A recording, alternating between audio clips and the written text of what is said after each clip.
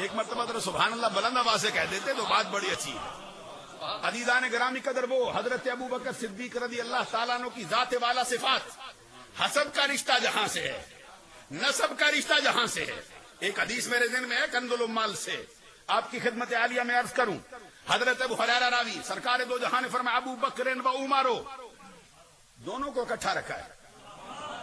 حضرت عبداللہ بن عباس کہتے ہیں جب حضرت عمر فاروق کا وصال ہوا تھا، کہتے میں نے دیکھا ایک بندے نے میرے کندھے پہ اپنی ٹھوڑی رکھی تھی اور کہتے تھے کہ مجھے لگتا ہے کہ تو اپنے دونوں صاحبوں کے ساتھ ہی مل جائے گا۔ ساتھ کہتے تھے، میں نے دیکھا تھا سرکار اکثر فرماتے تھے ابو بکر و عمر، آنا ابو بکر و عمر، آنا ابو بکر و عمر، فعلت ابو بکر و عمر، قلت ابو بکر و عمر۔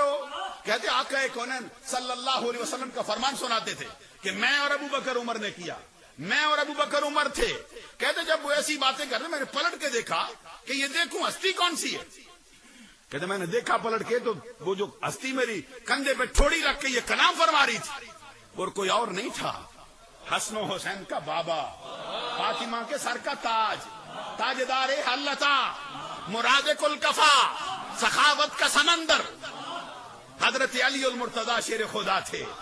عزیزان گرامی قدر، میں جو بات عرض کر رہا ہوں، حضرت ابو ہریرہ کہتے سرکار نے فرمایا ابو بکر و عمر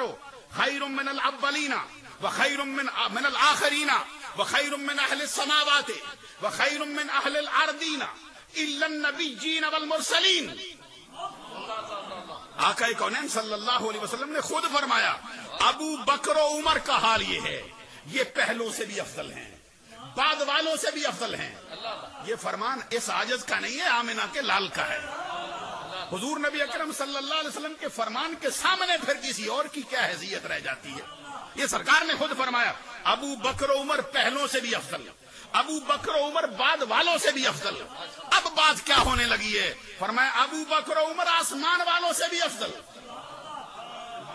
ابو بکر و عمر زمین والوں سے بھی افضل۔ ساتھ فرما دیا الا النبیین والمرسلین، مگر نبیوں اور رسولوں کے بعد ان کا مرتبہ ہے۔ ہم نے پوچھا مولا کائنات سے آپ بھی کچھ بتا دیں، آپ نے فرمایا مجھ سے پوچھتے ہو میں بھی بتاتا ہوں۔ فرماتے واللہ خیر هذه الامہ بعد نبیہا ابو بکر و عمر، کہ اللہ کی قسم اس امت محمدیہ میں آقا کونین صلی اللہ علیہ وسلم کے بعد جو سب سے افضل ہیں وہ پہلا نمبر ابو بکر کا ہے، دوسرا نمبر عمر بن خطاب کا ہے۔ اس موقع پر میں ایک حدیث جامع ترمذی سے بھی آپ کی خدمت میں عرض کرنا چاہتا ہوں، جس کو امام ابو عیسیٰ محمد بن عیسیٰ بن سورت بن موسیٰ بن دہاق ترمذی شافی سنی، یہ امام ابو عیسیٰ ترمذی، کبھی اس کی حدیثیں پڑھو نا یہ جگر پھاڑ دیتی ہیں، اس کی حدیثیں سینے میں اس کے مصطفیٰ بھر دیتی ہیں۔ حضرت امام ابو عیسیٰ ترمذی حدیث نقل کرتے ہیں، حضور نبی اکرم صلی اللہ علیہ وسلم نے فرمایا ابو بکر و عمر سیدہ کہول اہل الجنہ، سیدہ کہول اہل الجنہ من الاولین والآخرین الا النبیین والمرسلین۔ سرکار دو جہاں نے فرمایا ابو بکر و عمر جنت کے جتنے ادھیڑ عمر لوگ ہیں ان کے سردار ہیں، پہلوں کے بھی سردار ہیں، بعد والوں کے بھی سردار ہیں، مگر نبیوں اور رسولوں کے بعد۔ عزیزان گرامی قدر، آپ وقت کا ضیاع نہ سمجھے، میں جو بات عرض کر رہا ہوں یہ وہ ہستیاں جہاں سے فیض ملا ہے ہمارے مجدد الفسانی کو۔ ایک طرف سے ابو بکر کی دریا کا فیض آتا ہے، دوسری طرف سے عمر بن خطاب کا فیض آتا ہے، اور حضرت عمر بن خطاب کے کس بیٹے سے؟ جس کا نام عبداللہ ہے، اور عبداللہ وہ ہستی ہے آج بھی کوئی محدث، آج بھی کوئی حدیث دان، آج بھی کوئی فقیہ حضرت عبداللہ بن عمر کی تعلیمات سے جو ہے وہ بالا تر نہیں ہو سکتا ہے۔ حضرت عبداللہ بن عمر نے جو ذخیرہ احادیث کا ہمارے ہاں دستیاب کیا اہل اسلام کو، اور پھر اپنے باپ کی نظر میں اس کا مقام کیا ہے؟ جو ہے نا حضرات، اپنے باپ کی نظر میں حضرت عبداللہ بن عمر کا مرتبہ کیا ہے؟ مرتبہ یہ ہے کہ 6 بندوں کی کمیٹی بناتے ہیں جاتے وقت، یہ 6 ہستیاں عبد الرحمن بن عوف ہیں، حضرت عثمان غنی ہیں، مولا علی شیر خدا ہیں، یہ 6 ہیں ہستیاں، یہ 6 ہستیاں تو ہیں ہی، اب ان کی خدمت پر جس کو مامور کرتا ہوں میرا بیٹا عبداللہ ہے۔ آپ نے غور نہیں فرمایا اس میں، اس کا لخت جگر ہے ناصر، ناصر وہ ہے جو حضرت امام حسن مجتبیٰ کا داماد ہے، روضۃ القیومیہ بھری پڑی ہے، بازار کے اندر دستیاب ہے، چھپی نہیں، حضرت امام حسن کا نواسا ہے ناصر، اب دونوں واسطوں سے حضرت مجدد الفسانی کو نوازا گیا، حضرت علی کے فیض سے بھی، حضرت عمر کے فیض سے بھی، ابو بکر کے فیض سے بھی۔ عزیزان گرامی قدر، یہ مجدد الفسانی رضی اللہ تعالیٰ عنہ، ابھی حدیث آپ سن رہے تھے، حضور نبی اکرم صلی اللہ علیہ وسلم کی مشہور حدیث جس کو امام ابو داود نے اپنی سنن ابی داود کے اندر نقل فرمایا اور آج تک زمانہ اس کی تلاوت کرتا جا رہا ہے۔ ان اللہ عز وجل یبعث لهذه الامه على كل راس كل 100 سنه من يجدد لها وفي روایت من يجدد امر دینها۔ آقا کونین صلی اللہ علیہ وسلم نے فرمایا میری امت پر رب تو ہر زمانے میں مہربان رہا ہے، اب میری امت کا حال یہ ہے کہ ہر صدی کے سرے پر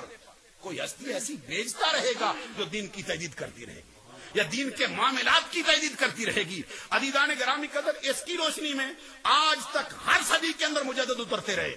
لیکن میں آپ کی خدمت عالیہ میں روضۃ القیومیہ سے ایک روایت ایسی بھی نقل کرنا چاہتا ہوں جس کو انہوں نے جامع الدرر سے نقل کیا ہے، اور فرماتے کیا ہیں، حضور نبی اکرم صلی اللہ علیہ وسلم نے فرمایا قال رسول اللہ صلی اللہ علیہ وسلم بعث اللہ رجلا، حضور نبی اکرم صلی اللہ علیہ وسلم نے فرمایا اللہ تبارک و تعالی مبعوث فرمائے گا، کب؟ اللہ راس احد عشر مئات سنۃ هو نور عظیم اسمہ اسمی بین السلطانین الجابرین یدخل الجنۃ بشفاعتہ رجال الوفا۔ آقا کونین صلی اللہ علیہ وسلم کا یہ فرمان روضۃ القیومیہ میں سرکار نے فرمایا اب ہر صدی کے سرے پر تو آئے گا ہی، لیکن ایک ایسا بھی آئے گا جو 11ویں صدی کے سرے پہ نازل ہونے والا ہے، مبعوث ہونے والا ہے، اور اس کا حال کیا ہے؟ وہ جو آئے گا فاس فرمایا اسمہ اسمی، یہ بات خاموشی سے نقش بندی ہو، مجدد الفسانی کی محبت کے دعوے دار ہو، اب خاموشی آپ کو زیبا نہیں دیتی ہے حضرات۔ آقا کونین نے فرمایا ہوا نور عظیم، وہ نور عظیم ہے جس کو مصطفیٰ نور عظیم کہے، نور خدا ہے کفر کی حرکت پہ خندزن، پھونکوں سے یہ چراغ بجھایا نہ جائے گا، اس کو آقا نے فرمایا ہوا نور عظیم، اور ساتھ فرمایا اسمہ اسمی، اس کا نام بھی میرے نام پہ رکھا جائے گا، یہ ہے احمد، یہ ہے شیخ احمد فاروقی سرہندی۔ عزیزان گرامی قدر، ساتھ سرکار نے فرمایا بین السلطانین الجابرین، دو جابر بادشاہوں کے درمیان میں آئے گا اور کرے گا کیا؟ فرمایا یدخل الجنۃ بشفاعتہ، آقا کونین خود فرماتے ہیں میری امت کا بہت بڑا طبقہ اس کی شفاعت سے جنت کا حقدار قرار دیا جائے گا۔ عزیزان گرامی قدر، میں آپ کی خدمت عالیہ میں عرض کرتا ہوں 11ویں صدی کا سرا دیکھو، 11ویں صدی کا وہ وقت دیکھو اور دو جابر بادشاہوں کی حکمرانی دیکھو، اور درمیان میں آنے والا، اس پہ پورا اترنے والا، نور عظیم بننے والا، آقا کونین کے نام پہ نام رکھا جانے والا سوائے مجدد کے اور کوئی دکھائی نہیں دیتا۔ اور اس موقع پر اس لیے نبی اکرم صلی اللہ علیہ وسلم نے مجدد الفسانی 11ویں صدی کے مجدد کا الگ تذکرہ کیا ہے میرے آقا۔ اور پھر اس موقع پر میں ایک اور حدیث بھی آپ کی خدمت میں پیش کروں گا، ابھی ہمارے عزیزان گرامی قدر، معزز محترم حضرات، میں جو بات عرض کر رہا تھا، ایک حدیث حضرت جلال الدین سیوطی رحمت اللہ علیہ نے بھی اپنی کتاب جمع الجوامع میں نقل کی ہے، اور یہ حدیث جو ہے یہ طبقات کبریٰ میں بھی ہے، یہ حدیث کنز العمال میں بھی ہے، یہ حدیث الاصابہ فی تمییز الصحابہ میں بھی ہے۔ عزیزان گرامی قدر، میں جو بات عرض کر رہا ہوں، سرکار نے فرمایا یکون فی امتی رجل یقال لہ صلہ، میری امت کے اندر ایک شخص جلوہ گر ہوگا جس کو صلہ کے نام سے بلایا جائے گا، جس کو صلہ کے نام سے پکارا جائے گا۔ فرمایا یدخل الجنۃ بشفاعتہ کذا وکذا، اور اس کی شفاعت سے میری امت کا بے شمار طبقہ جنت کے اندر داخل کیا جائے گا۔ اب زمانہ تلاش کرتا رہا کہ یہ صلہ کون ہے، یہ راز اس وقت کھلا جب حضرت مجدد الفسانی نے خود رب ذوالجلال کی بارگاہ میں دعا کے لیے ہاتھ اٹھائے اور عرض کیا، درد و سوز میں ڈوبی ہوئی آواز عرش اعلیٰ تک جا رہی ہے۔ حضرت مجدد الفسانی خود کہتے ہیں الحمدللہ الذی جعلنی صلہ بین البحرین، اللہ تبارک و تعالیٰ کی حمد ہے، اللہ تبارک و تعالیٰ کی تعریف ہے جس نے مجھے صلہ بنایا ہے، اور بین البحرین، دو سمندروں کو ملانے والا بنا دیا ہے۔ عزیزان گرامی قدر، اب سمندروں کی تعبیر کس کے ضابطے سے ہو سکتی ہے، کس کے زاویے سے؟